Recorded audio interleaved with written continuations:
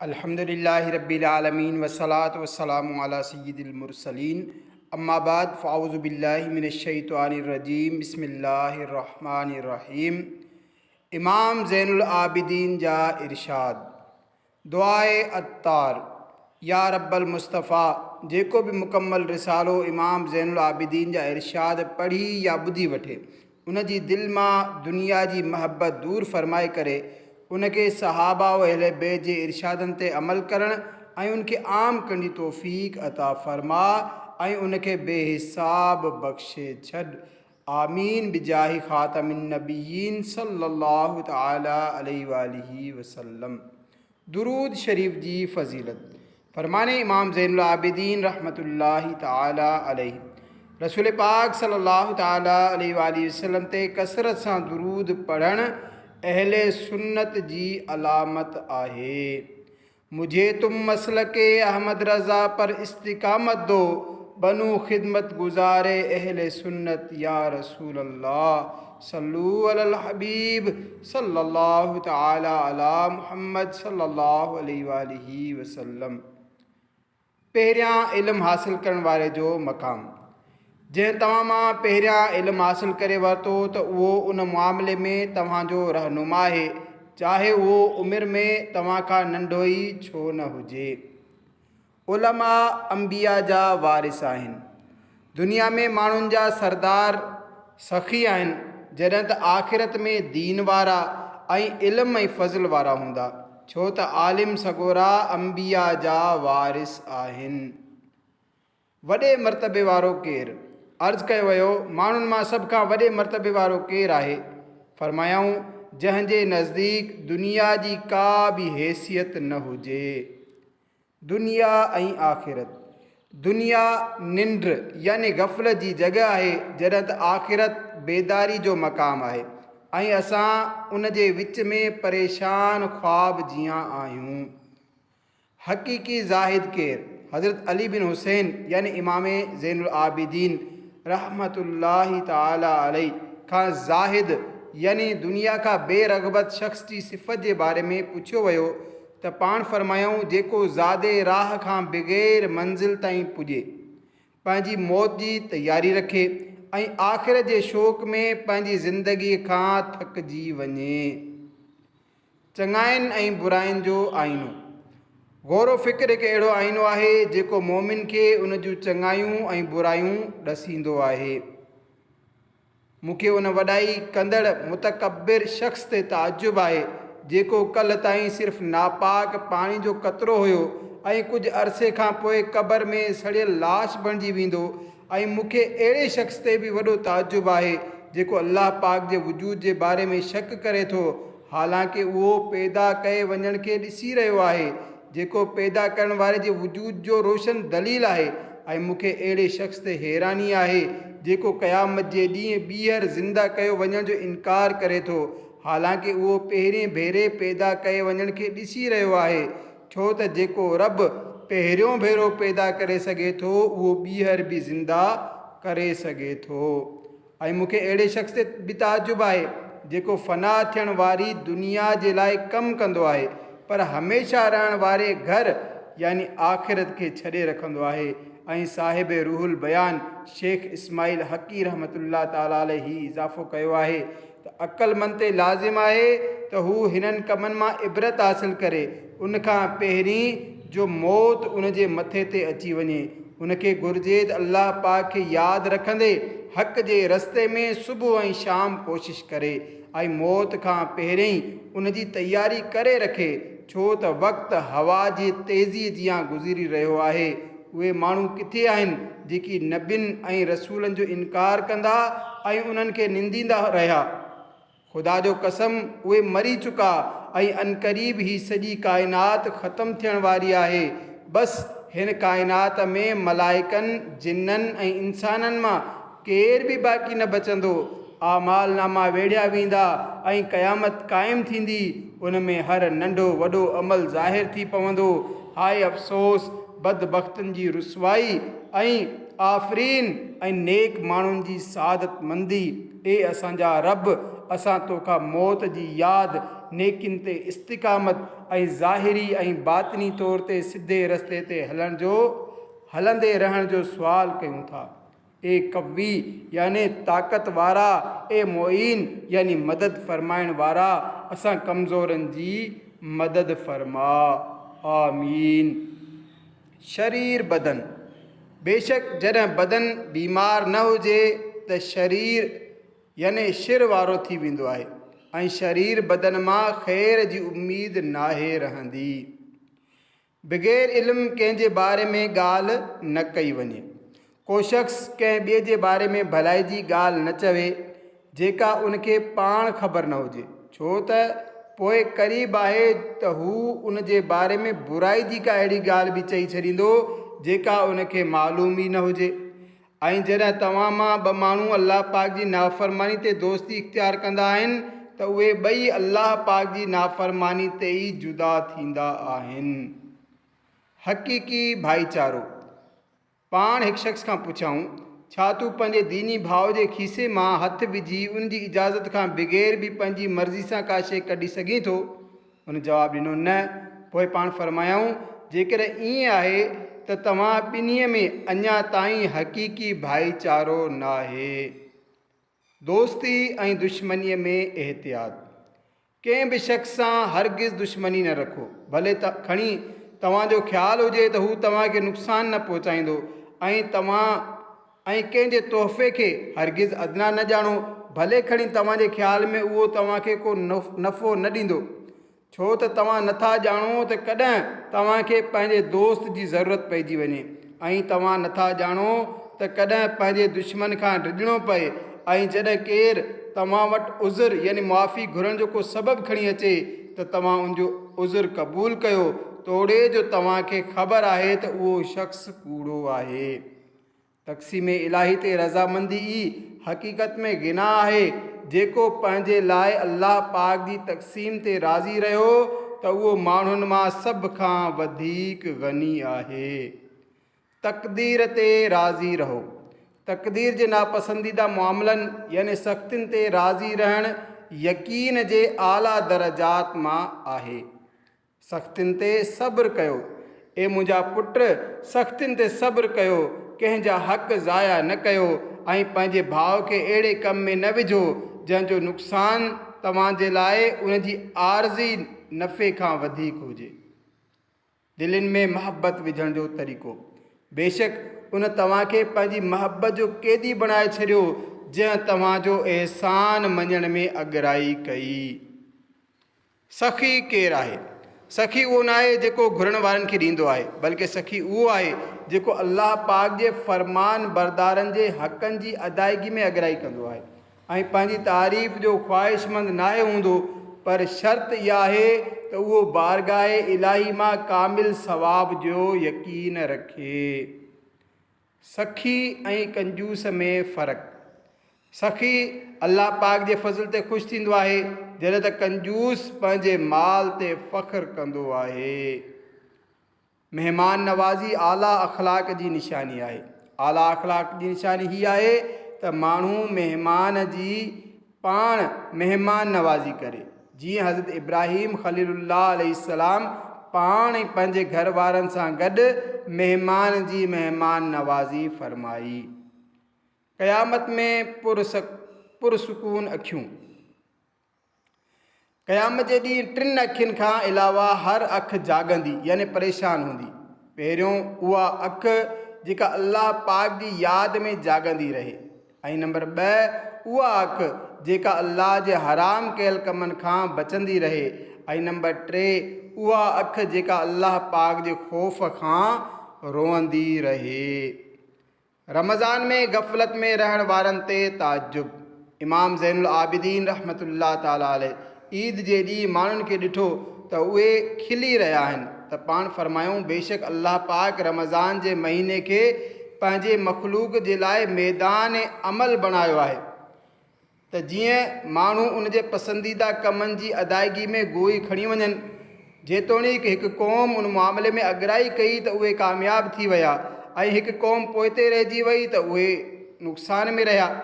त हिन ॾींहुं गफ़लत में रहंदे खिलण वारनि ते ताजुब आहे त जंहिंमें नेक माण्हू कामयाबु थींदा आहिनि ऐं बुरनि कमनि वारा नुक़सान में रहंदा आहिनि। ख़ुदा जो कसम, जेकॾहिं पर्दा हटाया वञनि त नवनि कपिड़नि पाइण ऐं वार संवारण जे बदिरां नेक माण्हू पाण ते थियण वारे अहसान जे शुक्र में ऐं बुरा माण्हू पंहिंजे गुनाहनि ते नदामत में मशगूल थी वञनि। अक़लमंद जे लाइ इशारो काफ़ी आहे। होशियारीअ जो मिलणु हिफ़ाज़त जो इशारो हूंदो आहे। अक़लमंद जे लाइ इशारो काफ़ी आहे, जॾहिं त जाहिल जे लाइ तफ़सीली कलाम बि बेकार हूंदो आहे। ऐं तोड़े जो केतिरी फ़ाइदेमंद ॻाल्हि छो न हुजे, बुरे तरीक़े सां ॿुधण जी सूरत में उन मां नफ़ो हासिल नथो करे सघिजे। ॻाल्हाइण जो फ़न ऐं ख़राबियुनि खां हिफ़ाज़त। जेकॾहिं माण्हू मुख़्तलिफ़ हालात में सवालनि जी तरजीह ऐं बयाननि जी दुरुस्ती जी कैफ़ियत ॼाणे वठनि त हू पंहिंजे दिलि में खुटकंदड़ ॻाल्हियुनि जे तह ताईं पहुची सघनि था। पिणु उन सां उन्हनि खे अहिड़ो यकीन नसीब थींदो जेको उन्हनि खे सवाइ पंहिंजे अमलनि जे नतीजे जे माण्हुनि जे तरफ़ां पैदा कयल हर कैफ़ियत में ख़राबी खां महफ़ूज़ रखंदो। पर अहिड़नि कमनि ताईं पहुच थोरे अरसे में ऐं ज़रे बराबरि गौर फ़िक्र सां हासिल नाहे थींदी, बल्कि उन्हीअ जे लाइ उन्हनि खे निहायत गहराईअ सां अहिड़नि माण्हुनि जी सुञाण करणी पवंदी जेकी जहालत, ख़ुदपसंदी ऐं ख़्वाहिशात में गिरफ़्तार आहिनि ऐं इल्म खां गाफ़िल थी करे बुराइनि में मशगूल आहिनि। ग़ीबत खां बचण जो अजर। कंहिंखे ग़ीबत कंदे ॿुधो त फरमायूं, ग़ीबत खां बचो, छो त ही जहन्नम जे कुतनि जो खाधो आहे। ऐं जेको शख़्स माण्हुनि जी इज़त उछलाइण खां परहेज़ करे त अल्लाह पाक क़यामत जे ॾींहुं उन जे गुनाहनि खां दरगुज़र फ़रमाईंदो। प्यारा प्यारा इस्लामी भाइरो, मज़लूम करबला हज़रत इमाम ज़ैनुल आबिदीन रहमतुल्लाह ताला अलैह ग़ीबत करण वारनि खे इंसान नुमा कुतनि सां तशबीह ॾिनी आहे, जो क़ुरान मजीद ऐं अहादीस मुबारका में ग़ीबत खे मुर्दार जो गोश्त खाइण जे मिसल ॿुधायो वियो आहे। ऐं मुर्दार जो गोश्त चॿाड़ण ऐं खाइण कुतनि जो कमु आहे। लिहाज़ा ग़ीबत करण वारा ॼण त कुतनि जे मिसल थी करे माण्हुनि जे क़िस्म मां ख़ारिज थिया। छो त जेकॾहिं माण्हू हुजनि हा त उन्हनि में माण्हूअ जी सिफ़त हुजे हा ऐं इंसान जी सिफ़त उन में पाती वञे हा। कंहिंजी ग़ीबत न कनि हा, कंहिंजो गोश्त कुतनि वांगुरु न चॿाड़नि हा। गुस्से जो नुक़सान। गुस्से जी हालत में माण्हू ग़ज़ब इलाही जे घणो वेझो थी वेंदो आहे। कंहिंखे कंहिं ते बरतरी नाहे। को बि शख़्स कंहिं ॿिए शख़्स ते बरतरी न ॼाणाए, छो त तव्हां सभु ग़ुलाम यानी बाना आहियो ऐं तव्हांजो आका यानी पालण वारो हिकु ई आहे। मौत जो इनकार नाहे। इमाम ज़ैनुल आबिदीन रज़ी अल्लाह ताला अन्हु जी शहज़ादी जो इंतिकाल शरीफ़ थियो त पाण वॾे आवाज़ सां न रुना ऐं न नोहो कयूं ऐं फरमायूं, ही मौत अहिड़ी ॻाल्हि आहे जंहिंजी असां उमेदु रखंदा हुआसीं। बसि जॾहिं उहो वाक़िअ थी वियो त असां उन ते इनकार नाहियूं कंदा। सभ खां वॾी गुरबत। सभ खां वॾी गुरबत पंहिंजे प्यारनि खे विञाए वेहण आहे। इमाम ज़ैनुल आबिदीन जी दुआ। पाण रहमतुल्लाह ताला अलैह ही दुआ घुरंदा हुया, ए अल्लाह पाक, मां हिन ॻाल्हि खां तुंहिंजी पनाह घुरां थो त मुंहिंजा ज़ाहिरी कम त सुठा हुजनि पर लिकियल कम बुरा हुजनि। ए अल्लाह पाक, मुंहिंजे बुरनि अमलनि जे बावजूदि जहिड़ी तरह तो मूंसां भलाई जो मुआमिलो फ़रमायो, अहिड़ी तरह जेकॾहिं ॿीहर मूंखां कोताही थिए त तूं मूंखां अफ़ु दरगुज़र जो मुआमिलो ई फ़रमा। इबादत जे मामले में माण्हुनि जूं क़िस्मूं। इबादत जे मामले में माण्हुनि जूं टे क़िस्मूं आहिनि। पहिरियों, कुझु माण्हू अल्लाह पाक जी इबादत ख़ौफ़ जे करे कंदा आहिनि। हीअ ग़ुलामनि जहिड़ी इबादत आहे। ॿियो, कुझु माण्हू जन्नत हासिल करण लाइ इबादत कंदा आहिनि। हीअ ताजिरनि जहिड़ी इबादत आहे। ऐं कुझु माण्हू बतौर शुक्र जे इबादत कंदा आहिनि। हीअ आज़ाद माण्हुनि जी इबादत आहे। ही शायदि मौला अली जो बि कौल आहे। सभ खां वधीक मालदार केरु? सभ खां वधीक मालदार उहो आहे जेको अल्लाह पाक जे ॾिनल रिज़्क़ ते क़नाअत करे। असांखे असांजे मर्तबे खां मथां न कयो। असां सां इस्लाम जे लाइ मोहबत रखो ऐं असांखे असांजे मर्तबे खां मथां न कयो। नरमीअ जो क़दुरु, मूंखे नरमी सां जेतिरो हिसो मिलियो आहे उन जे बदिले जेकॾहिं ॻाढ़ा उठ मिलनि त बि पसंदि न आहिनि। दीनी नफ़ो ॾियण वारे जी सोबत इख़्तियार कयो। हज़रत मोहम्मद बिन अब्दुर्रहमान बिन मदीनी रहमतुल्लाह ताला अलैह बयानु कनि था त हज़रत अली बिन हुसैन रहमतुल्लाह ताला अलैहिमा पंहिंजे क़ौम जे हलकनि खे छॾे करे हज़रत ज़ैद बिन असलम रहमतुल्लाह ताला अलैह जे हल्के में वञी वेहंदा हुआ ऐं फरमाईंदा हुआ, माण्हू उन वटि वञी वेहे थो जेको दीनी एतबार सां उनखे फ़ाइदो पहुचाए। मूंखे घणे रोअण ते मलामत न कयो।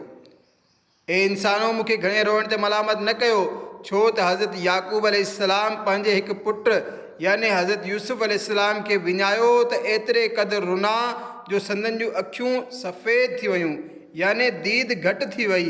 हालांकि पाण खे पंहिंजे तौर ते इल्मु न हुयो त पुट जो इंतिकाल थी चुको आहे या ज़िंदा आहिनि। जॾहिं त मूं पंहिंजे घर जे 14 फ़र्दनि खे पंहिंजे अखियुनि जे साम्हूं हिकु ई जॻह मैदान करबला में शहीद थींदे ॾिठो आहे। तव्हांजो छा ख़्यालु आहे उन्हनि जो ग़म मुंहिंजे दिलि मां निकिरी वेंदो? सब्र जो बदिलो, क़यामत जे ॾींहुं हिकु ऐलान करण वारो ऐलान कंदो, सब्र करण वारा किथे आहिनि? कुझु माण्हू उथी बीहंदा, उन्हनि खां पुछियो वेंदो, तव्हां कहिड़ी शइ ते सब्र कयो? उहे चवंदा, असां अल्लाह पाक जी इताअत ते मज़बूत रहियासीं ऐं उन जी नाफ़रमानी खां बाज़ रहियासीं। उन्हनि खे चयो वेंदो, जन्नत में दाख़िल थी वञो, तव्हां सच चयो। अल्लाह पाक जी तौबा करण वारे सां मोहब्बत।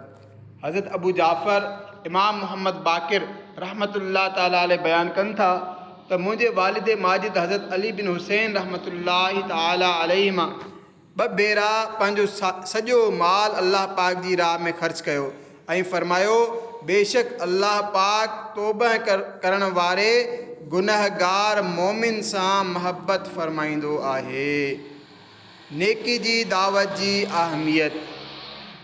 अमरुन बिल मारूफ़ व नहयुन अनिल मुनकर, यानी नेकी जी दावत ॾियण वारे ऐं बुराई खां मना करण वारे कम खे छॾण वारो ईअं आहे जीअं किताबुल्लाह खां बेपरवाही करण वारो। पर जॾहिं उहो बचाव जो रस्तो इख़्तियार करण लाइ ईअं करे, पुछियो वियो, बचाव जो रस्तो कहिड़ो आहे? फरमायाऊं, हू जाबिर ऐं ज़ालिम बादशाह जे ज़ुल्म ऐं ज़्यादतीअ खां डिॼे। जन्नत कीअं घुरी वञे?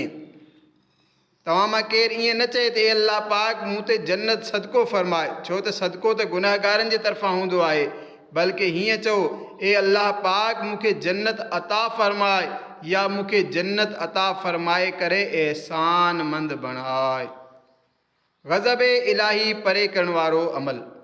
मूं ताईं इहा ॻाल्हि पहुती आहे त लिकाए करे सदको करणु अल्लाह पाक जे ग़ज़ब खे परे करे छॾे थो। शेखैन जो मर्तबो इमाम ज़ैनुल आबिदीन जी ज़िबानी। हिकु शख़्स इमाम ज़ैनुल आबिदीन रज़ी अल्लाह ताला अन्हु जी ख़िदमत में हाज़िर थी करे अर्ज़ु कयो, हज़रत अबू बकर सिद्दीक़ रज़ी अल्लाह ताला अन्हु ऐं हज़रत उमर फ़ारूक़ आज़म रज़ी अल्लाह ताला अन्हु जो रसूलुल्लाह सल्लल्लाहु अलैहि वसल्लम जे ज़माने में छा मक़ाम ऐं मर्तबो हो? फरमायाऊं, रिसालत वारे ज़माने में जेको उन्हनि जो मक़ाम ऐं मर्तबो हुयो उहो ई अॼु बि आहे, जो ॿई हज़रात उन वक़्त बि रसूलुल्लाह जा दोस्त हुया ऐं हाणे मज़ार में बि उन जा दोस्त आहिनि। अहले हक़ खे मौत जी परवाह नाहे।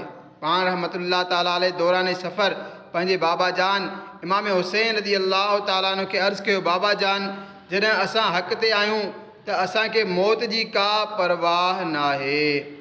इमाम ज़ैनुल आबिदीन जी मीना में दुआ। हिकु भेरे पाण रहमतुल्लाह ताला अलैह मीना में ही दुआ घुरियाऊं, ए अल्लाह पाक, तुंहिंजे नेमतुनि जे मुक़ाबले में मुंहिंजो शुक्र घटि आहे, आज़माइशुनि ते मुंहिंजो सब्र घटि आहे। ए उहा ज़ात जंहिं पंहिंजे नेमतुनि जे मुक़ाबले में मुंहिंजो शुक्र घटि हुजण जे बावजूदु मूंखे उन्हनि नेमतुनि खां महरूम न कयो, आज़माइशुनि ते घटि सब्र करण जे बावजूदु मूंखे रुसवा न कयो, मुंहिंजे वॾनि वॾनि गुनाहनि जे बावजूदु मूंखे रुसवा न कयो, मुंहिंजा ऐब न खोलिया। ए हमेशह एहसान फरमाइण वारा, ए पायदार नेमतू अता करण वारा हज़रत मुहम्मद सल्लल्लाहु ताला अलैहि वसल्लम ऐं उन जी आल ते रहमतू नाज़िल फरमाए ऐं असां ते रहम फरमा ऐं असांखे बख़्शे छॾ। सल्लू अलल हबीब सल्लल्लाहु ताला अला मुहम्मद सल्लल्लाहु ताला अलैहि वसल्लम।